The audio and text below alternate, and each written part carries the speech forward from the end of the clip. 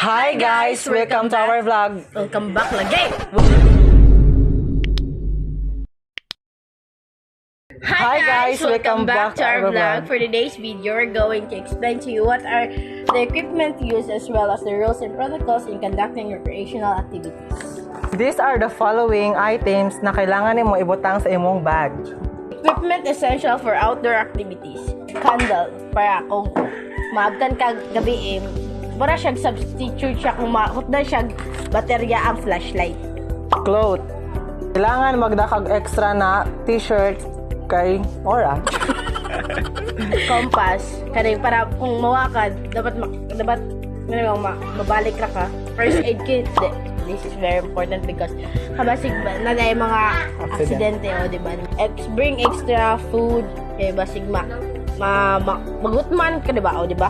Flashlight, foil to use as a cup or signaling device, hat and stick repellent, map, nylon filament, pocket knife, Whistle, water, trash bags, sunscreen, and sunglasses to protect your skin. waterproof mattress or mattress in a waterproof tin, water purification tablets o radio with batteries para kung masig na dayo mawaday ka o diba makatawag na ka. So here's Dicep and John Anthony for some outdoor safety tips.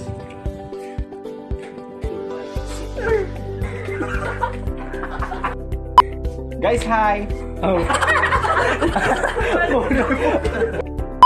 Hi guys, I'm John Anthony Galado, I'm John Isiti Preta.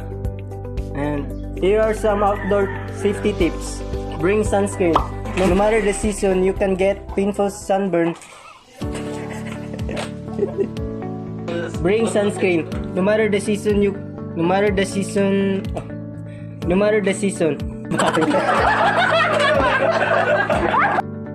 Dapat mo magdalag ka ng sunscreen to protect your skin in sunlight. Bring emergency supplies para gamiton og nasaag mo. Flashlight, knife, waterproof fire starter, personal shelter, whistle. Whistle para need ninyo help help kung why nakabati ninyo. So, mas mayo mo gamiton ng whistle para kusog ang kuan. Dispose of trash property. Ang mga basura dapat ibutang i-segregate o sakto ibutang sa malata o di malata or recyclable. Watch out for insects. For example, lamok. Hi guys! Hello! Hi! Bye! Inspect the site. Inyo sa inspect ang lugar nga inyo i-campingan para dili mo ma-dangerous para safety mo.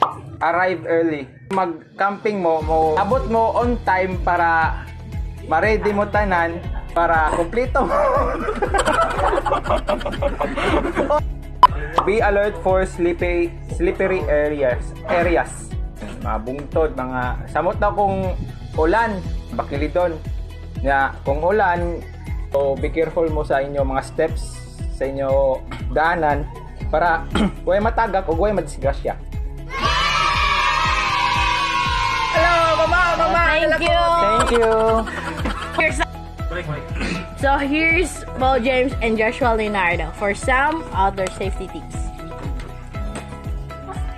Hi guys.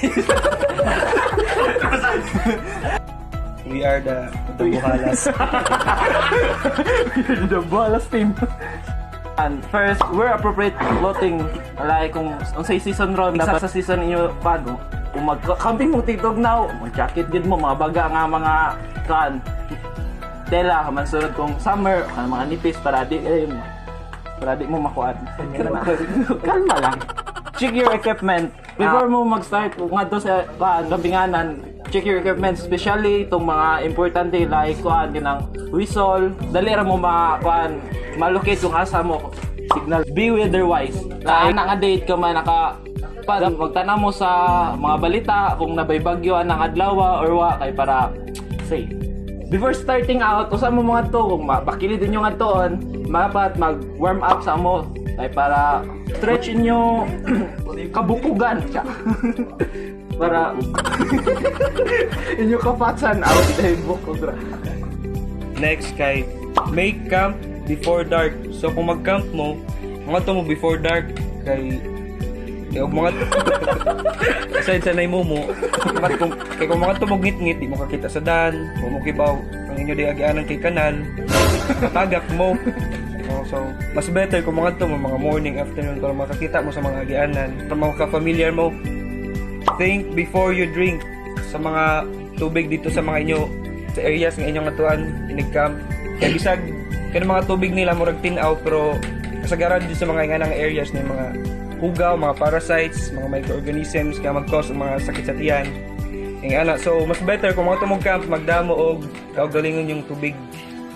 Drink plenty of water of course. Di ba og mag-camp mo usog mga hike-hike, mga ingana. So kung mag-drink mo plenty of water, enough water, mga 8 to 10 glasses a day, hydrated mo, of course, energized mo na mag-hike-hike, mag-camp-camp. Samot man ni. Pay attention to local regulations. So, musunod dito sa mga regulations. Kasagaran sa mga areas nga itong i-camp, kay bawal sa ila ang sa karon bawal kasagaran ang campfires, mga kayo, kay daghan na magkuan nga makakos, labi na kasagaran sa atong mga i-camp kay mga bukid-bukid. So, tendency nga masunog ang bukid. Pero siya nagtabo sa California before, di ba? Nang ila area. O isod ba na siya kuan nun. So, that's all. Thank you. Bye! So, another batch. Another batch from Jessamine Lima and Joel Mardi Jesus for another outdoor safety tips. King Koy. Meow meow. Hi. Beware of poisonous plant. Di ka magpa-takaog sa mga plants na bunag dili gali pa. Dili mo familiarize ba kay basin og mukuan ka plants na wa ka kahibaw kay imo kamatian ma-poison ka din. Kaning practice good hygiene. Siyempre, muhugas kasi mo kamot para iwas ugaw. Para ma-healthy sad ka. Take turns leading the group.